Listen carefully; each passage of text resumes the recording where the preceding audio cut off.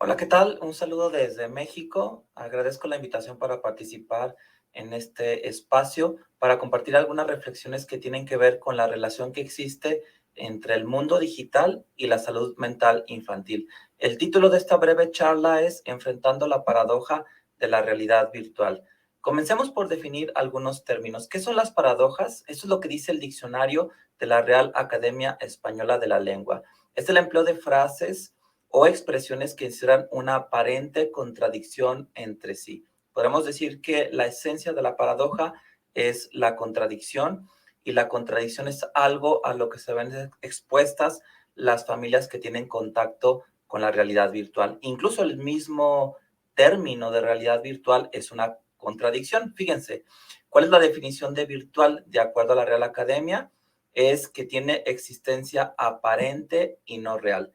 En pocas palabras, la realidad virtual es una realidad no real. El constructo es en sí mismo paradójico o contradictorio. Ahora, Nicola Abagnano define así en su diccionario de filosofía la realidad virtual.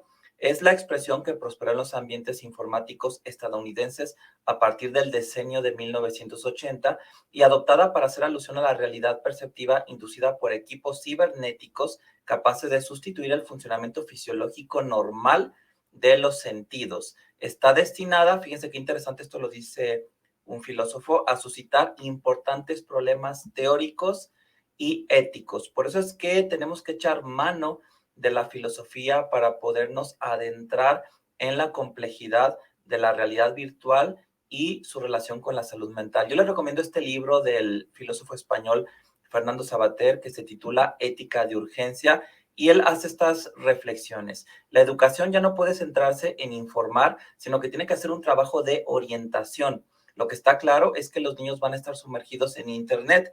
No tiene vuelta de hoja. No vamos a volver atrás, así que no tiene sentido protegerle del que será su hábitat para obligarle a escucharle a la abuelita. No hay manera de evitar que un niño tenga una relación con la realidad virtual. Pero adentrémonos en aspectos relacionales. Finalmente hablamos de redes sociales. Me gusta mucho esta caricatura de Tute, argentino, donde muestra en este cartón las paradojas a las que se ven expuestos los niños. La madre le dice a este niño: te dije 1000 veces que no voy a repetirte las cosas. De hecho, uno de los autores que más citamos los terapeutas sistémicos es Gregory Bateson, antropólogo, quien en 1956 publicó un artículo titulado Hacia una teoría de la esquizofrenia, y es en donde habla por primera vez de una modalidad comunicacional conocida como el doble vínculo,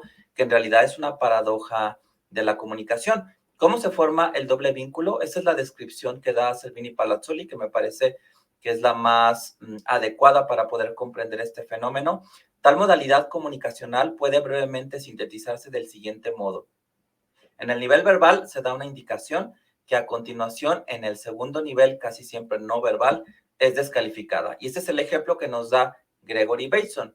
Vete a la cama, estás muy cansado y quiero que descanses. Es lo que le dice la mamá a un niño.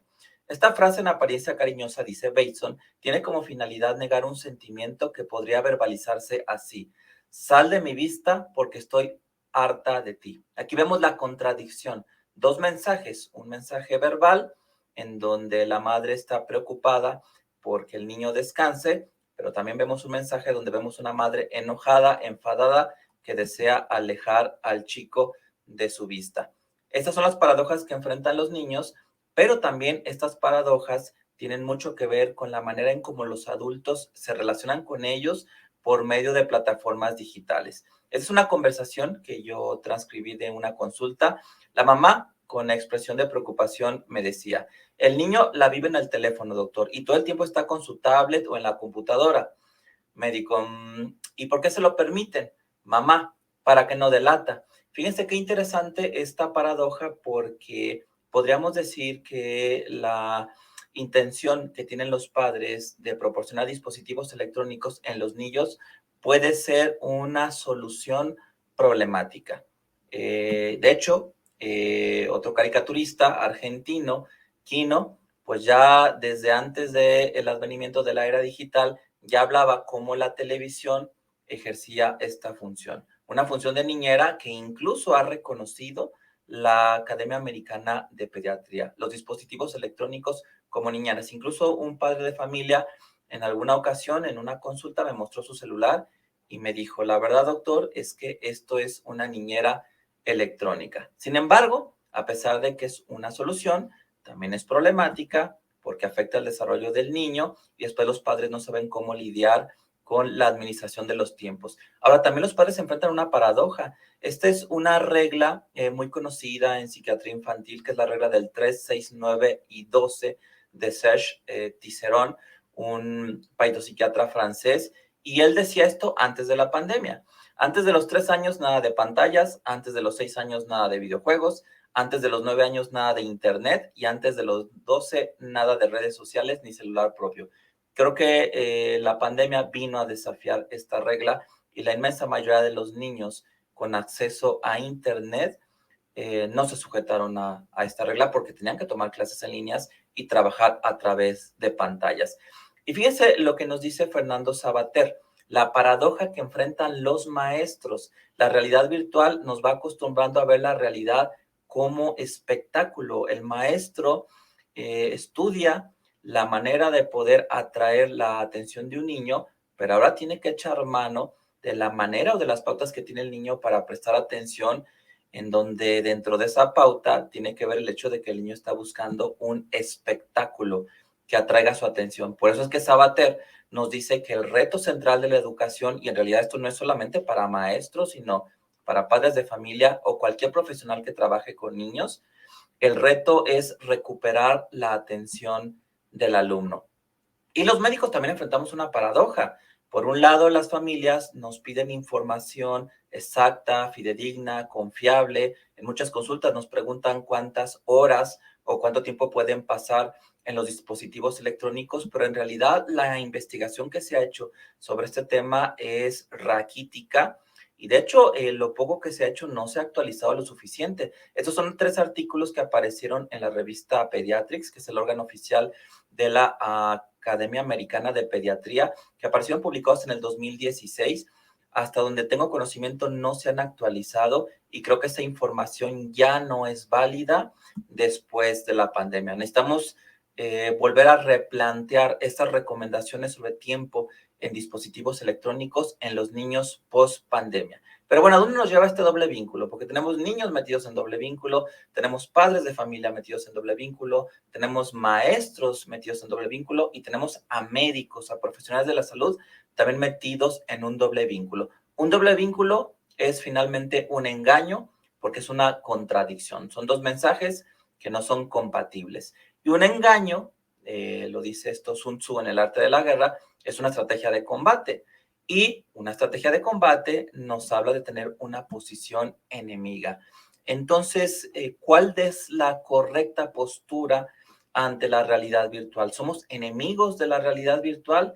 Aquí yo echo mano de una de las técnicas de terapia familiar de Salvador Minuchin, argentino, en donde él dice que el terapeuta debe tener una actitud contraparadójica.